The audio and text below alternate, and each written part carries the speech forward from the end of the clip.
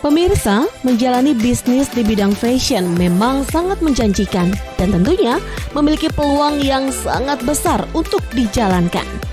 Selain pakaian ataupun fashion menjadi kebutuhan kedua atau sandang yang juga harus dipenuhi oleh masyarakat dan dibutuhkan untuk digunakan dalam sehari-hari maupun dikenakan dalam kegiatan-kegiatan maupun acara tertentu. Setiap tahunnya, tren fashion juga selalu mengalami perkembangan yang luar biasa dari tahun ke tahunnya.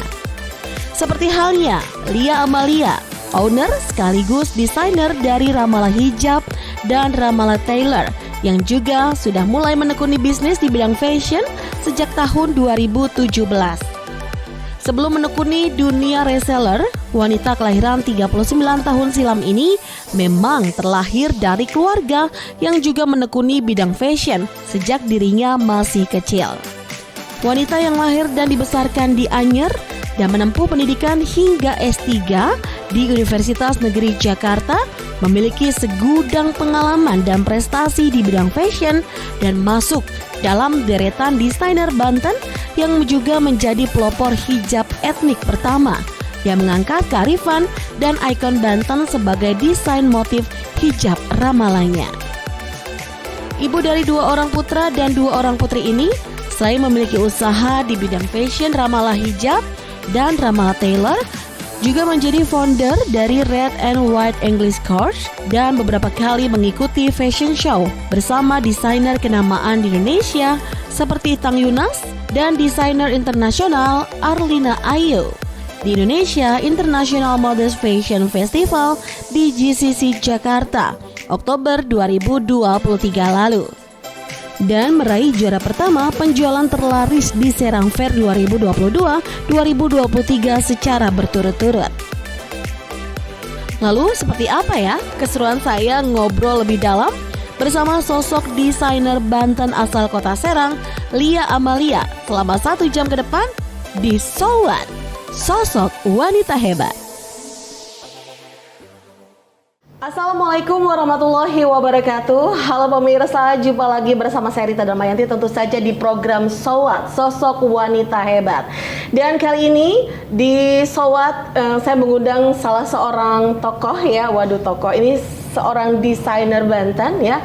Dia mengawali karirnya ini dari seorang reseller dan sekarang udah jadi owner dan juga jadi desainer yang ternama di kota Serang, khususnya di Provinsi Banten, dan juga bahkan internasional nih berkat kolaborasi yang dilakukan di festival internasional ya, maksudnya International Modest Fashion Festival di N2MF di GCC Jakarta Oktober 2023 lalu.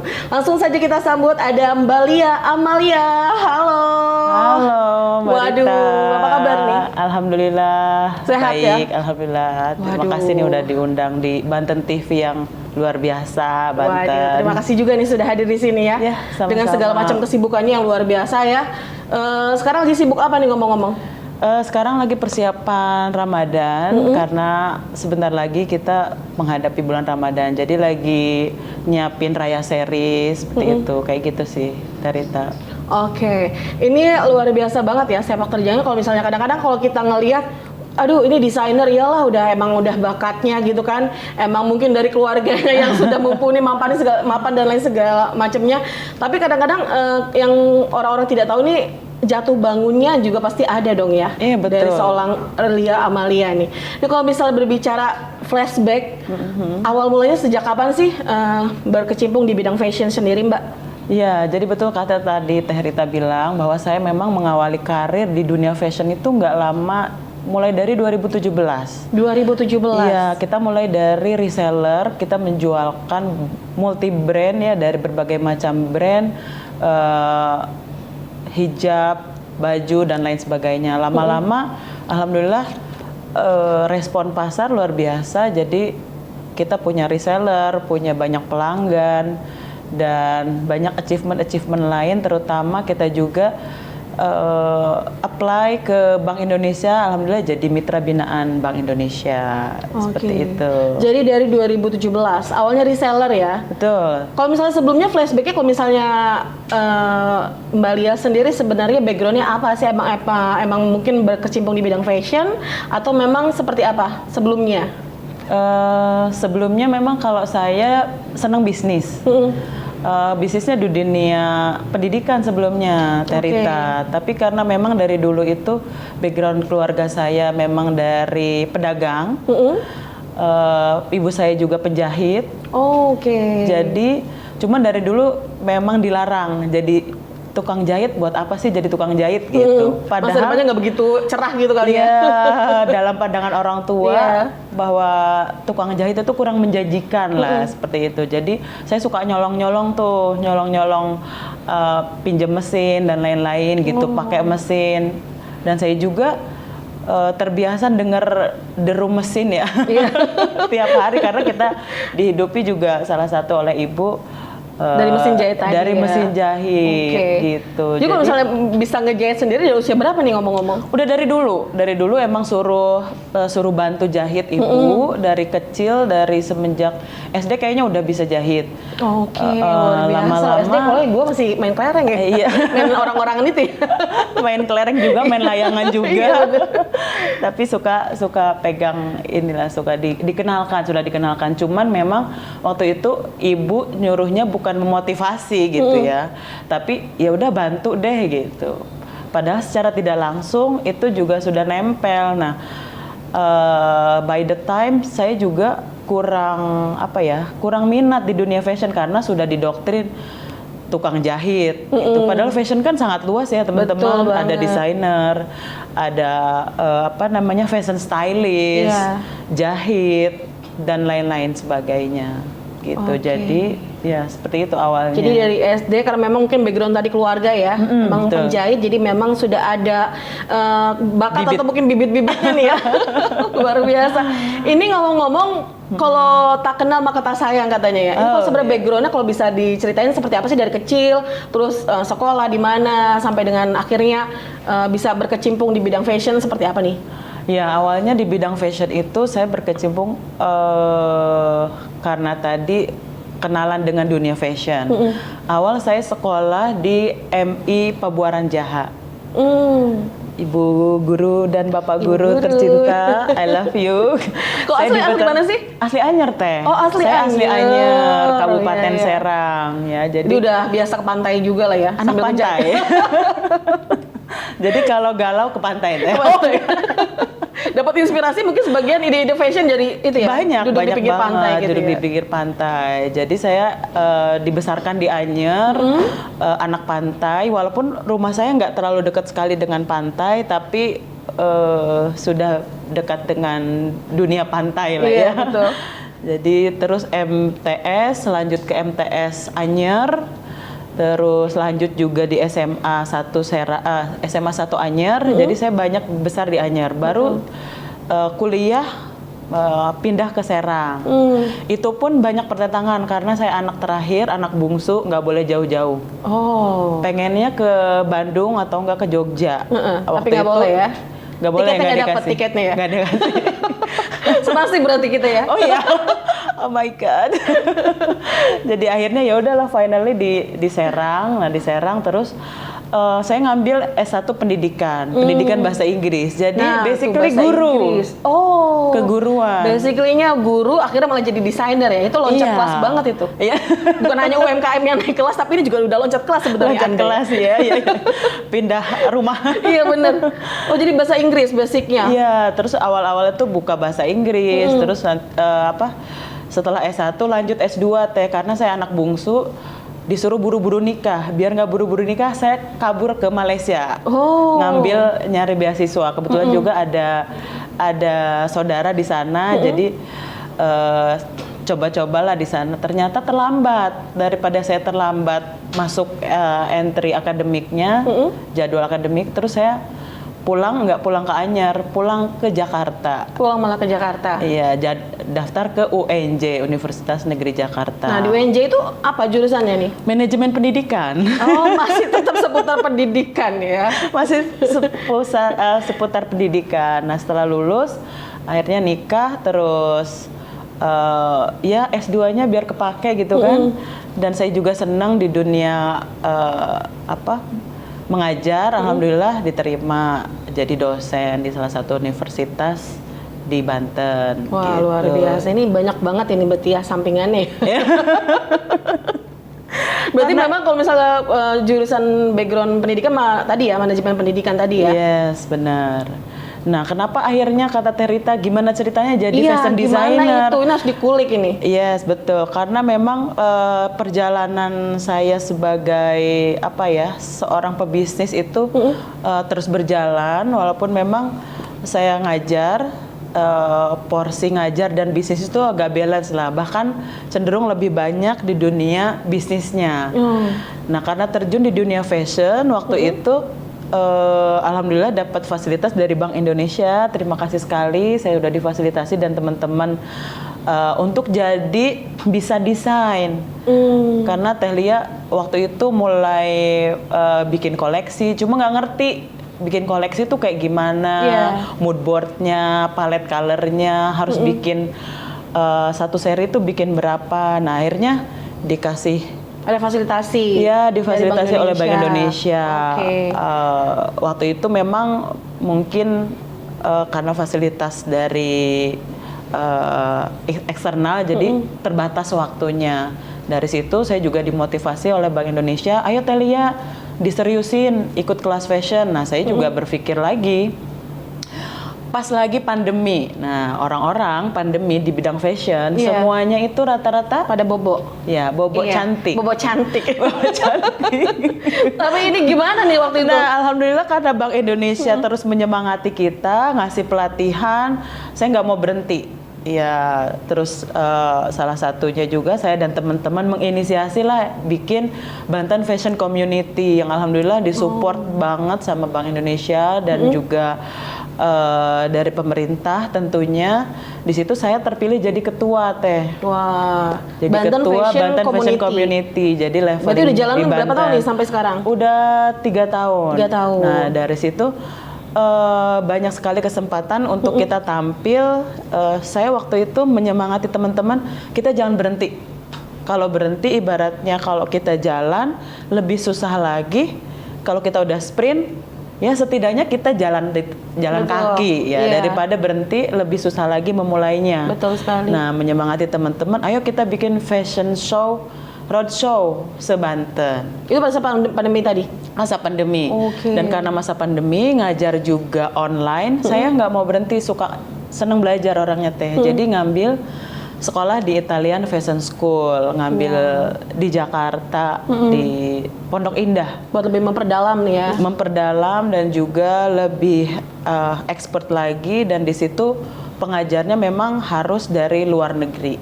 Pengajarnya mostly dari luar. Jadi di situ kebantu banget bikin bikin mood board, bikin koleksi. Kenapa saya waktu itu juga terinspirasi akhirnya mengangkat motif-motif Banten Teh dari situ. Nah, ini juga yang menjadi menarik. Sebelum ngobrolin kenapa akhirnya tertarik untuk mengangkat lebih ke motif-motif batik Banten ya kan, lebih etnik Banten. Kalau misalnya tadi kan ada Fashion Banten Community, Banten Fashion Community ya. Ini kalau boleh tahu ini berapa nih untuk yang tergabung di situ tadi, Teh? Kita para fashion designer alhamdulillah sudah kurang lebih 50 desainer, walaupun yang aktif palingan 20 orang. Dan kita fokus untuk memperkenalkan motif-motif yang ada di Banten ini melalui hijab dan juga baju melalui fashion show. Kita juga berkolaborasi dengan Pemda yang lagi ada show. Beberapa baru-baru ini juga kita diajak kolaborasi sama Ibu Bupati Kabupaten Serang, Ibu Tatu Hasanah, untuk mengangkat 12 motif, launching 12 motif Kabupaten Serang. Kabupaten Serang. Oke, Teh balik lagi nih ngobrolin terkait dengan sekarang fokusnya lebih ke apa nih kalau untuk Teteh sendiri untuk desainnya? Ya, karena di awal saya melihat di Banten itu semua sudah mengangkat motif-motif batik Banten melalui batik, motif-motif batik. Nah, di situ saya punya ide gimana untuk mengangkat dan memperkenalkan lebih luas lagi melalui hijab. Kenapa hijab? Karena hijab notabene sering dipakai oleh ibu-ibu. Iya, dalam keseharian ya kan, dalam acara-acara lain ya. Dan nggak perlu size, gampang di mix and match dengan yang lain. Jadi kalau hanya batik koleksinya mungkin kurang lengkap. Nah, saya melengkapi dari hijab tersebut Teh. Jadi saya ngangkat motif batik, motif-motif yang ada di Banten melalui hijab gitu. Kalau misalnya Banten sendiri sebenarnya kan memang kaya banget ya akan wastranya juga ya. Ini kenapa nih akhirnya memilih udah deh aku bikin yang lebih ke model etnik, karena kan batik kan banyak banget nih modelnya ya. Dan kenapa Teteh lebih memilih ke etnik Bantennya sendiri nih Teh? Iya, dari sisi sejarah, dari sisi apa namanya, saya pengen dari sisi sejarah, dari sisi motif dan lain-lain itu memang ikonik banget Banten itu. Apa namanya, kita dulu mengalami masa kejayaan di Banten terutama, dan punya sisi sejarah yang memang kalau orang lain mengenal motifnya, orang penasaran dengan Banten. Betul. Harapannya mereka akan datang, mendatangkan income tentunya, pastinya multiplier effect di dunia pariwisata dan juga teman-teman UKM secara umumnya gitu. Jadi saya tertarik dari sisi motif itu ikonik, jadi bisa di mix and match dengan baju-baju yang lainnya gitu. Oke, dan kayaknya memang dari untuk modelnya juga kayaknya nggak pernah mati nih ya. Model-model etnik selalu menjadi dambaan para wanita juga khususnya gitu ya, karena memang modelnya juga selalu update terus gitu kan. Betul, Teh. Ini kalau misalnya di depan ini salah satu atau salah 2, 3, 4, 5, 6 ini. Ini karya dari Ramal Hijabnya ya. Yes. Oke, udah ada berapa series nih yang dikeluarkan desainnya sendiri? Desain khusus untuk Ramala untuk Banten series itu sudah 5. Sudah 5 series, dan yang terakhir kita juga ngedesain baju. Nah, yang menarik ini Teh, kalau di desain pertama itu kita ngangkat menara series, jadi menara Banten. Alhamdulillah waktu itu juga kita difasilitasi, didampingi sama Bapak Mufti Ali. Beliau waktu itu jadi ketua Bantenologi. Ya, sekarang kalau nggak salah Warek UIN Banten. Beliau juga ikut memberikan sumbangsih, kasih saran, kasih masukan untuk motif di Menara Banten, di Menara series ini. Menara series tadi. Dan dari warna-warna pun kita pilih sesuai dengan kebantenan. Banten itu identik dengan juara, jawara. Jadi ada warna biru, ada warna hitam maksud saya, ada warna hitam, terus juga birunya biru baduy. Yang saya pakai ini juga, ini seri ketiga. Oke. Ini terinspirasi dari gerabah di Bumi Jaya. Jadi di belakangnya itu ada atap Masjid Agung Banten. Jadi saya wanita terkuat nih Teh, bawa-bawa atap masjid. Jadi bawa masjid dalam sebuah kerudung ya, dalam sebuah hijab ya. Iya, jadi pokoknya kalau pakai hijab Ramala itu jadi wanita terkuat katanya, karena bawa menara, bawa atap Masjid Agung Banten. Ini ngomong-ngomong, kalau misalnya dari sekian banyak series yang paling mungkin banyak diminati sama masyarakat seperti apa nih? Yang model seperti apa? Seri pertama Menara Banten itu wajib banget punya. Saya sama seri ketiga. Karena seri pertama dan ketiga itu ada ikonik Banten. Jadi curhatan dari para pembeli, katanya kalau mau keluar atau mau kasih hadiah oleh-oleh itu pengen yang ada ikonnya gitu betul. Teh. Dan inilah salah satu rekomendasinya ya. Yes, Luar betul biasa. banget. Selain hijab juga bikin di belakang ya ini beberapa desainnya, Betul. fashionnya, dan juga ada tailornya juga. Ini baru ya kalau untuk tailor sendiri. Iya, selain hijab kita juga ngedesain baju modifikasi dari kain lokal, baik itu dari tenun Baduy dan juga batik Banten. Batik Banten. Ya, kita sudah kerjasama kolaborasi dengan para pembatik di 8 kota kabupaten seprovinsi Banten untuk kita angkat di tiap fashion show yang kita bawakan supaya Oke. lebih dikenal lagi gitu. Nah, Wow. untuk tailoring itu memang kita karena banyak sekali permintaan teh, bikinin baju dong, lama-lama bikinin seragam dong gitu kan. Ya, jadi kalau makin banyak gitu ya jumlahnya ya. Yes. Dan alhamdulillah waktu COVID waktu itu saya nggak tahu sama sekali gimana how to run bikin konveksi dan lain-lain. Tapi saat itu tempat saya maklun di Bogor, dia mau jual 20 mesinnya teh. Oh. Belum COVID waktu itu. Iya. Ya udah kita mikir karena emang permintaan banyak, pas kita beli 20 mesin, bulan depannya COVID alhamdulillah. Mau diapain itu mesin? Itu mau dibilang berkah atau gimana ya, bingung. Yes, bener. Di sisi lain ini ada banyak permintaan nih, karena mungkin mereka melihat desain-desain kita dengan jahitan kita. Betul. Mempercayakan mulai dari BPN, Budi Asih, Rumah Sakit Mata Ahmad Wardi, dan Dinkop, dan banyak lagi dinas-dinas lain, Bapeda juga alhamdulillah, dan BI juga. Akhirnya jahit seragam di kita teh. Untuk desainnya memang khusus dari Teh Lia sendiri atau mungkin bisa request atau gimana tuh biasanya? Macam-macam sih yang datang. Biasanya ada yang sudah punya patternnya sendiri, sudah ada apa namanya, seragam yang regulernya. Ada juga yang datang, teh aku pengen dong di remake, pengen dibuatin desain sesuai visi misi. Nah, alhamdulillah nggak jarang juga saya buatkan. Baik itu desain batiknya, pengen batiknya beda, nggak mau yang nasional, saya buatin desain batiknya, hijabnya, dan juga sampai seragamnya, looknya saya buatin biar sesuai visi misi, warna, dan juga apa ya, budaya dari si Customer tadi ya? Iya. Oke. Jadi bisa request, bisa juga dibuatkan gitu ya? Betul. Kalau misalnya dapat inspirasi nih, biasanya susah nggak sih kalau desainer kayak gitu tuh dapat inspirasi untuk bikin modelnya kah? Atau mungkin dari sisi desainnya kayak gimana itu inspirasinya susah nggak sih Teh? Kebetulan saya dulu juga backgroundnya sebagai ini sih teh, sebagai guide. Waktu jadi kuliah nggak mau diem, ya bisnis, ya jadi guide gitu kan. Dan sering dilibatkan di acara-acara pemerintahan, makanya sudah menjiwai sekali kalau kebantenan itu ya.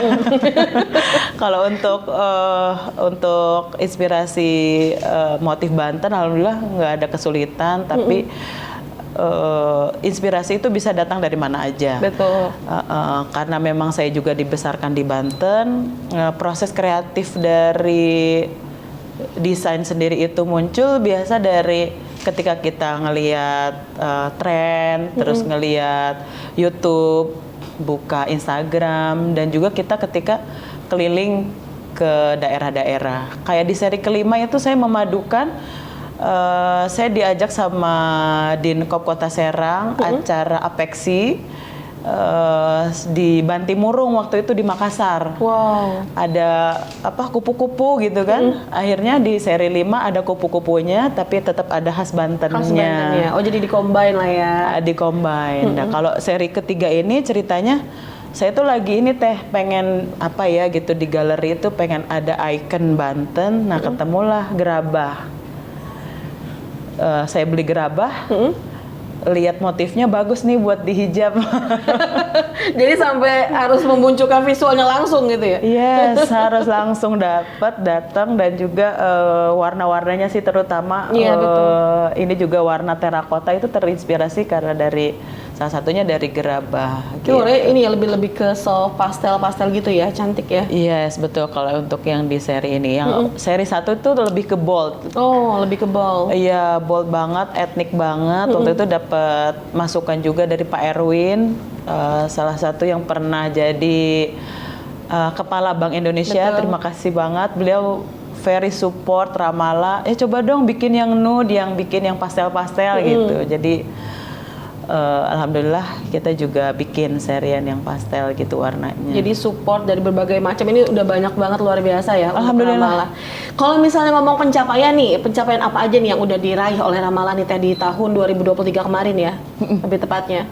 Iya, banyak banget karena support dari pemerintah. Alhamdulillah nggak ada henti-hentinya, termasuk juga Banten TV yang sudah setia Iya, ini pakai termasuk ini. Mohon maaf ya, ini desainnya juga nih, mohon maaf. Aduh. setiap momen. Ini seminggu kalau nggak salah ya? Iya. Seminggu ya? Iya benar. Cepet loh ini. Alhamdulillah bikinnya. Jadi mulai dari fashion show kayaknya alhamdulillah udah keliling seprovinsi Banten. Disupport mulai dari bupati, wali kota, gubernur, semuanya udah kolaborasi kayaknya. Sama presiden aja yang belum kolaborasi. Ya ngomong-ngomong presiden, menurut saya sebuah prestasi juga membuatkan baju Bapak Wapres kita Kiai Haji Ma'ruf Amin dalam waktu 6 jam Teh. Wow, ini pernah dilakukan? Iya. Wah, luar biasa. Ini gimana ceritanya nih Teh? Jadi waktu itu di nasional ada acara karya kreatif Indonesia. Informasi dari yang disampaikan ajudan bahwa beliau belum punya baju. Oke. Nah, kebetulan karena kita juga binaan Bank Indonesia Banten, jadi BI menunjuk kita untuk membuatkan baju beliau dan ibunya juga, dan istri Bapak Kiai Haji Ma'ruf Amin. Jadi waktu itu posisi memang kita ada tim ya di Serang. Iya. Posisi waktu itu saya lagi ngisi Indonesia Halal Festival di Tamrin 6 hari. Jadi saya balik dulu. Bela-belain balik. Oh, bela-belain untuk orang top nomor 2 di Indonesia. Jadi Luar saya biasa posisi loh itu. balik, terus langsung saya pilih motifnya. Waktu itu juga chat sih, pilih motif dengan Bank Indonesia, dengan ajudannya, dan saya juga. Jadi udah dapat motifnya, pakai waktu itu batik Banten Mukarnas. Saya pilihin warna hijau karena saya bilang beliau kan ulama backgroundnya, jadi why not kita pakai warna hijau, memang. dan alhamdulillah approve. Setelah itu ya harus hari itu jam itu kita hitung sih 6 jam kurang lebih bikin. Semua tim dikerahkan karena memang kita cukup terkenal ya, Ramallah bikin satset itu bisa. Tapi jangan sedip mata juga ya. Iya, tapi jangan satset banget juga. Kalau 6 hari sih 6 jam sih ya lumayan ngos-ngosan. Iya, bener. Kita juga sering bikin 2 hari, 3 hari paket ekspres. Karena kenapa kita bisa cepat? Karena tim kita mulai dari yang desain saya sendiri, yang potong beda, yang jahit beda, bersih benang, pasang kancing, setrika, packing, itu orang yang berbeda. Wow. Saya melibatkan masyarakat setempat untuk ikut terlibat di industri fashion Ramallah yang ada di Kota Serang. Ada berapa nih totalnya saat ini karyawannya? Kurang lebih 20 orang yang terlibat di Ramallah Ini konveksi. kayaknya yang nonton, waduh, ada 20 orang, bisa lah 6 jam lagi kayaknya. Jangan. Aduh, udah deg-degan 6 jam gak bisa ngapa-ngapain Teh. Minum juga enggak, kayak mayat hidup udah. Udah kayak mau ngerjain ini ya, Yes. tugas yang dikebut semalam luar biasa. Iya, karena kan takut banget salah gitu. Alhamdulillah akhirnya achieve dengan Hebat. Ini kalau ngomong-ngomong, katanya kalau untuk produk Ramallah Hijab sendiri juga sudah ada di luar, sudah ke luar negeri gitu ya. Ini gimana nih bisa sampai ke sana nih? Iya, betul. Alhamdulillah kita pemasarannya. juga ada produk mukena. Mukena kita alhamdulillah diminati di Singapura. Waktu itu kita diajak oleh Bank Indonesia lagi untuk ditampilkan di acara, kalau nggak salah waktu itu DEX ya. Jadi kayak pameran khusus produk-produk fashion syariah lah, syar'i gitu. Jadi kita terpilih dari se-Indonesia cuma 10 produk, 10 brand ya, 10 brand. yang dibawa ke Singapura waktu itu. Jadi waktu itu ada agregator yang tertarik. Akhirnya kita ditampilkan di mall, salah satu mall di Singapura. Itu produknya mau kena tadi. Mukena, baju, Oh, oke. dan alhamdulillah yang paling laku itu mukena. Akhirnya agregatornya approach sendiri setelah acara pameran kan cuman berlangsung kurang lebih waktu itu kalau nggak salah 1 minggu. Setelah 1 minggu saya lanjut dengan agregator.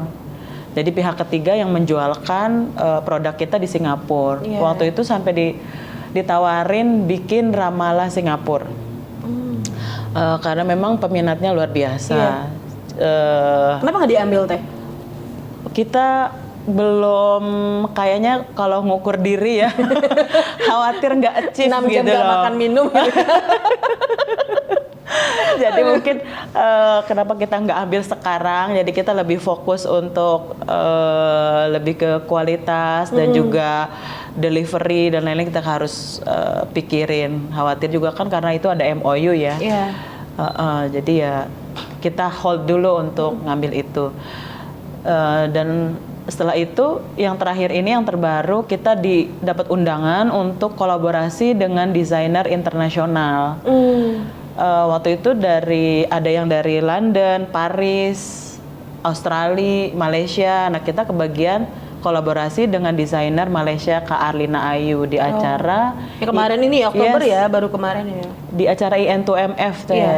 ya di internasional motion festival gitu. Iya. Jadi di situ satu hari cuman satu desainer aja yang kolaborasi. Oh, dan Ramalah dapat kesempatan di situ ya? Iya, di hari Aku lihat pertama. videonya keren banget itu. Ya alhamdulillah. Aduh, rasanya gimana tuh teh bisa berada di...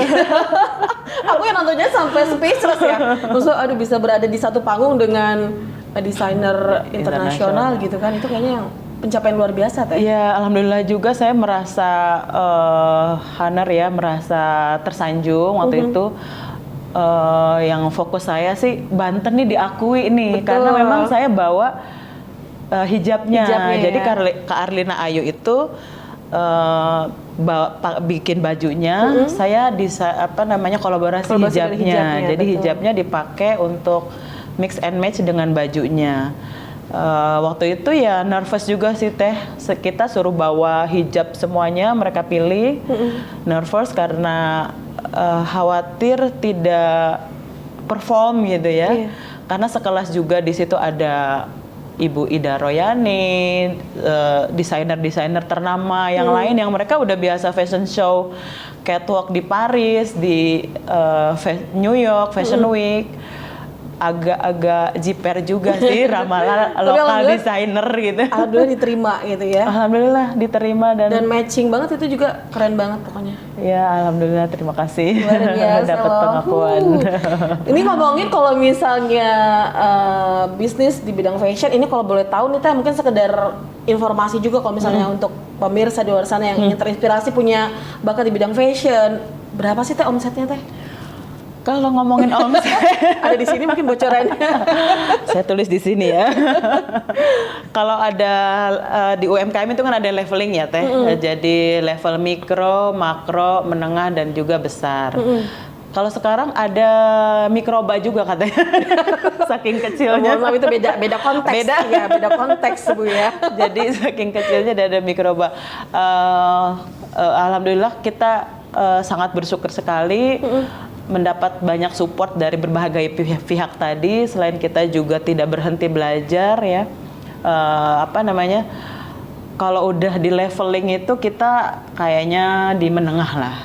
Kadang kan kalau kita di bidang fashion harus update ya, mulai dari modelnya atau juga trennya seperti apa. Ini suka dukanya seperti apa nih teh? Iya, kalau dari sisi fashion, kalau di bisnis fashion itu teh kalau alhamdulillah sangat menjanjikan. Kenapa? Karena mostly kalau hijab itu kan semua orang, terutama wanita muslim, alhamdulillah sekarang udah pakai hijab semua ya rata-rata gitu Iya. kalau kita lihat. Jadi dan tren mereka beli hijab itu bukan sebulan sekali. Betul. Sebulan bisa 2 kali, bisa 3 kali, dan setiap beli itu selalu koleksi warnanya, motifnya yang baru ya, jujur ya Teh. Iya. Jangan ada yang ditutupi. Mohon maaf suami, mohon bersabar. Warna kuning aja ada beberapa macam ya Iya. modelnya. Jadi itu juga salah satu faktor membuat bisnis fashion nggak sulit-sulit amat. Dan dari sisi baju juga kita alhamdulillah banyak diminati. Nah kalau dari sisi apa namanya tadi challenge-nya ya untuk nyari tren-tren terbaru, kita lumayan sih challenging di situ. Tapi karena kita sudah punya target market yang jelas, ibu-ibu muda usia 25 sampai 45 tahun, kayaknya ibu termasuk target saya. Pelan-pelan dijegat nih. Jadi kita bisa memahami apa dari penampilan mereka dan daily activity mereka. Kan ibu-ibu muda senangnya nongki di kafe gitu kan, arisan. Kalau arisan pakai apa sih? Pasti Kalau stylingnya ini udah disiapin ya jauh-jauh hari. dan nggak terlalu kesulitan, kita bisa lihat media sosialnya mereka dari Instagram. Kita bisa stalkingin Instagram. Kita bisa juga lihat tren di TikTok, di Shopee, dan ya ketika mereka ada di dunia nyata seperti itu. Ngomongin tren, ini saya juga tertarik nih. Ngomong-ngomong kalau misal 2024, mungkin juga pemirsa lagi bertanya-tanya di luar sana. Kadang kan baru awal-awal memasuki awal tahun nih Teh. Biasanya trennya untuk 2024 apa nih Teh? Seperti apa sih untuk tren hijabnya? Atau mungkin tren fashionnya? Dan mungkin dari sisi warna, ini seperti apa nih? Oke, kalau Bocoran, ngomongin mumpung ada ibu desainer nih. yes, benar. Buat teman-teman yang lagi persiapan Ramadan nih, biar nggak ketinggalan tren. Nah, betul. Trennya memang lagi warna apa namanya, biru yang seperti itu, royal blue. Oh, ini ya. Ya. Oke. Warna nude masih oke, masih banyak peminatnya, dan juga hijau, gradasi hijau ya. Hijau apa tuh namanya? Sage? Hijau sage itu juga masih banyak. Masih banyak ya. Tapi dominan nanti royal blue itu lumayan yang sudah dipakai tren-tren kemarin tuh. Oke. Karena memang udah ada tren forecast itu salah satu warnanya itu royal blue. Dan juga kalau untuk lebaran masih di bahan-bahan yang satin seperti itu. Oke. Teh, ini tadi tren hijab ini masih seputar tadi warna-warna sage, kemudian juga ada warna nude ya. Kalau misalnya untuk warna-warna kulit wanita Indonesia kan biasanya lebih rata-rata sawo mateng ya kan, atau juga mungkin kuning bangsat. Bukan ya? Pakai L. Kuning langsat ya. Kepleset. Iya. Biar nggak Kuning ngantuk. langsat. Ini biasanya warna-warna yang lebih cocok, dominan warna apa sih Teh? Apakah memang harus warna lebih terang atau mungkin lebih warna-warna pastel kayak gitu? Iya. Kalau ngelihat dari tren pembeli di Ramallah dan juga tren fashion, itu lebih kepada tren warna itu bisa kita ngikutin tren warna, atau kita juga bisa sesuai dengan kepribadian. Ada bisa tone earth, ada cewek kue, cewek mamba, ya kan? Ada ya? Ada. Lu baru tahu di cewek kue, maksudnya suka makan kue atau gimana dong? Kalau cewek kue itu kan orangnya yang ceria gitu kan. Dia lebih suka hijabnya itu colorful. Oh iya, kalau aku Iya. kalem sih Teh, aku lebih pemalu gitu. Kayaknya sih. Gak ada yang percaya kayaknya kalau aku ngomong kayak gitu. Kalau hitam-hitam gini cewek mamba biasanya dia senang pakai apa? Mostly dia punya ikut tren warna, tapi dia dominan koleksi warna hijabnya biasanya hitam atau yang gelap-gelap kayak gitu. Oke. Terus kalau yang turn earth itu yang warna nude gitu. Memang lebih mudah dimodifikasi ya, bisa di mix and match dengan baju dan warna-warna lainnya. Jadi gitu. dari kepribadian juga bisa mencirikan dari fashionnya juga ya Yes. sebenarnya ya. Kalau saya sebagai desainer biasanya Teh, tren apa nih warna yang bagus nih buat saya? Kalau menurut saya jangan ditabrak juga kalau tidak sesuai dengan kepribadian kita. Betul. Lebih enaknya kalau trennya ini cocok nih buat saya. ya udah ikut, kalau nggak cocok jangan dipaksain. Kayak jadi orang lain gitu Teh. Iya bener ya. Iya. Berasa ada di tubuh siapa gitu ya. Yes, dan biasanya kalau yang sudah experience di dunia fashion, biasanya dia udah setia deh dengan beberapa brand hijab. Aku cocoknya brandnya ini, karena dia sudah DNA brandnya udah jalan gitu. Jadi tips juga nih buat teman-teman di luar sana, ibu-ibu muda, ibu-ibu kece, tren fashion kita boleh ikutin, tapi kita juga bisa menyesuaikan dengan kepribadian kita, karena kunci ketika pakai itu kalau kitanya nyaman, kitanya pede. Iya.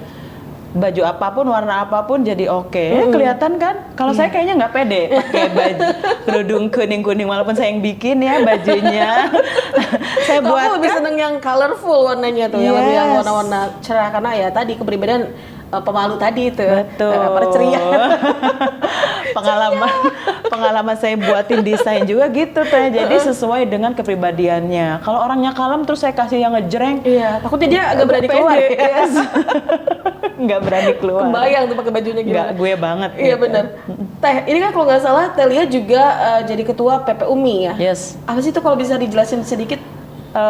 PPUMI itu salah satu wadah di mana para perempuan yang berkecimpung di dunia UKM atau di dunia bisnis itu disatukan di PPUMI. Ya, jadi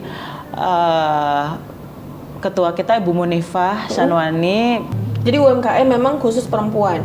UMKM khusus perempuan yang empowerment gitu terhadap.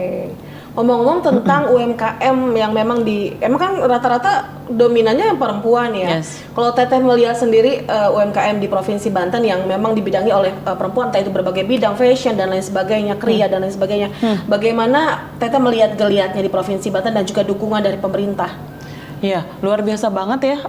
Saya melihat progresnya, keterlibatan perempuan, hadirnya perempuan aktif di bidang UKM itu signifikan sekali beberapa tahun terakhir ini, dan mereka itu kreatif, keren-keren loh.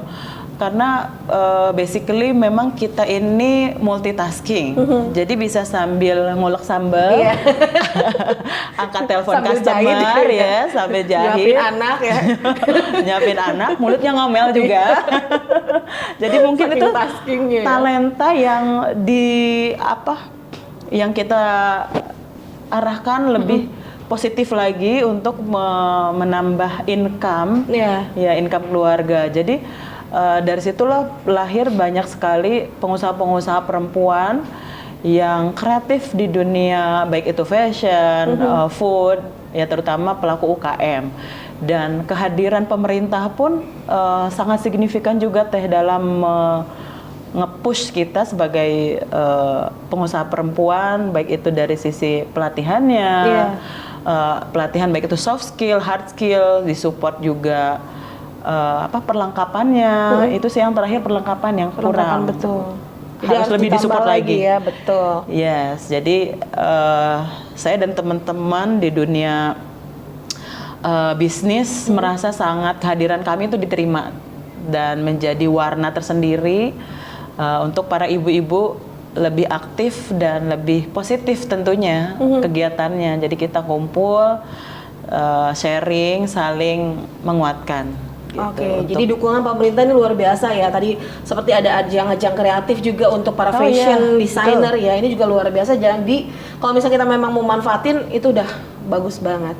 Terakhir, Teh Lia sebenarnya ada goals nggak atau mungkin ada goals lah yang ingin dicapai di tahun 2024 ini apa nih untuk Ramallah sendiri?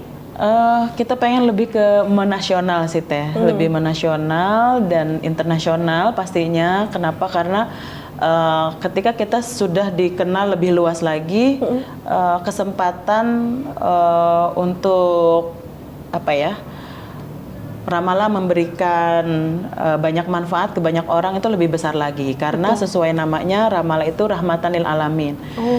Jadi kita pengen lebih banyak lagi orang-orang bisa mendapatkan manfaat dari kebesaran nama Ramallah itu sendiri. Mudah-mudahan diamini dan kita Amin.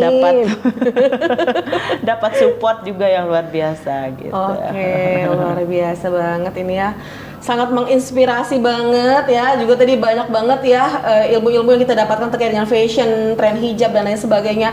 Sebelum kita pamitan sedikit nih Teh, apa yang mungkin bisa diberikan pesan kah atau mungkin juga harapan kah kepada pemirsa di rumah khususnya para perempuan yang mungkin saat ini juga sedang menjadi seorang entrepreneur. Silakan Teh. Baik, buat para teman-teman, terutama perempuan yang sedang berjuang di luar sana, yakinlah bahwa kesulitan seperti apapun, insya Allah pasti akan ada jalan. Kita harus percaya dengan impian kita, karena impian itu akan mengguidance kita ke arah keberhasilan. Jangan fokus ke kesulitan, karena setiap orang pasti akan punya alasan untuk stop di situ. Tapi ketika kita follow our dreams, insya Allah jalan itu pasti akan terbuka, dan never stop untuk menggali lagi potensi kita,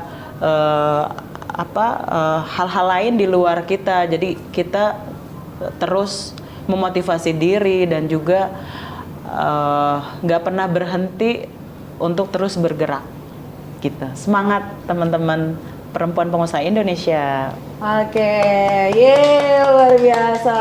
Terima kasih banyak nih. Ya, Celia sama-sama. sudah banyak memberikan inspirasi juga ya, sharing-sharing tentang fashion juga. Mudah-mudahan terus sukses ya untuk ramal hijab dan tailornya Terima juga. kasih. Dan juga mudah-mudahan Hatur semakin banyak juga perempuan-perempuan hebat seperti Celia yang bisa Aduh, amin. berkecimpung di dunia fashion provinsi Amin, Banten ya. amin, amin. Oke, pemirsa, tidak terasa 1 jam kebersamaan kita ngobrol asik bareng desainer Banten, ada Celia Amalia.